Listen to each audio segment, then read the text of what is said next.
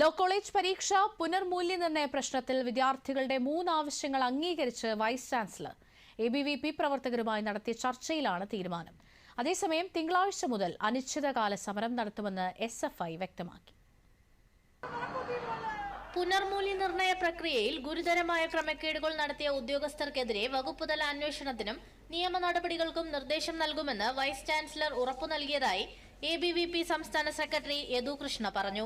ഈ പുനർമൂല്യനിർണ്ണയത്തിൽ ക്രമക്കേട് നടത്തിയിട്ടുള്ള ഉദ്യോഗസ്ഥർക്കെതിരെ ശക്തമായിട്ടുള്ള നടപടിയെടുക്കണം. അവർക്ക് എതിരെ വകുപ്പ് തലത്തിലും അതുപോലെ തന്നെ നിയമ നടപടിയും ശക്തമായിട്ട് എടുക്കണമെന്നുള്ളതാണ്.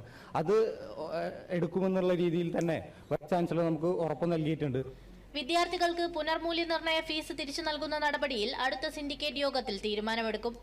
നിലവിലെ വിദ്യാർത്ഥികൾക്ക് പുനർമൂല്യനിർണ്ണയം തുടരും. പുതിയ ബാച്ചുകൾക്ക് ഡബിൾ വാല്യുവേഷൻ രീതി നടപ്പിലാക്കണമെന്നും സംഘടന ആവശ്യപ്പെട്ടു.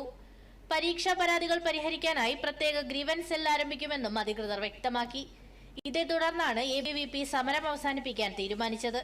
അതേസമയം വിദ്യാർത്ഥികളുടെ ന്യായമായ ആവശ്യങ്ങൾ അംഗീകരിക്കാത്തതിൽ പ്രതിഷേധിച്ച് തിങ്കളാഴ്ച മുതൽ അനിശ്ചിതകാല സമരം നടത്തുമെന്ന് SFI അറിയിച്ചു. SFIയുടെ ആവശ്യം ഞങ്ങളത് ധരിപ്പിച്ചതുപോലെ തന്നെ റീവാലുവേഷന്റെ ഫീസ് കുറയ്ക്കുക, അതോടൊപ്പം തന്നെ റീവാലുവേഷൻ ഒഴിവാക്കുന്ന തീരുമാനം പുനഃപരിശോധിക്കുക എന്നുൾപ്പെടെയാണ് ഞങ്ങൾ മുന്നിലോട്ട് വെച്ച ഈ പറഞ്ഞ കാര്യങ്ങൾ. അപ്പം അതിനകത്തൊന്നും ഒരു നിലപാട് സ്വീകരിക്കാൻ വേണ്ടി കേരള സർവകലാശാലയ്ക്ക് കഴിഞ്ഞിട്ടില്ല. അത് വീണ്ടും ആലോചിക്കണം. എപ്പോഴാണ് എങ്ങനെയാണ് ഇവർ ആലോചിക്കാൻ വേണ്ടി പോകുന്നത്? എത്ര കാലം വേണം ഇവർക്ക് ആലോചിക്കാൻ വേണ്ടി? അപ്പം ആ രൂപത്തിനകത്ത് ഒരു തരത്തിലും ഇവർ വിദ്യാർത്ഥികളുടെ വിഷയങ്ങൾക്കകത്ത് വൈസ് ചാൻസലർ ആയാലും രജിസ്ട്രാർ ആയാലും ഇവിടുത്തെ സിൻഡിക്കേറ്റ് ആയാലും ഗൗരവത്തോടെ കാണുന്നില്ല എന്നുള്ളതാണ് SFIക്ക് സൂചിപ്പിക്കാനുള്ളത്. News desk, Doordarshan.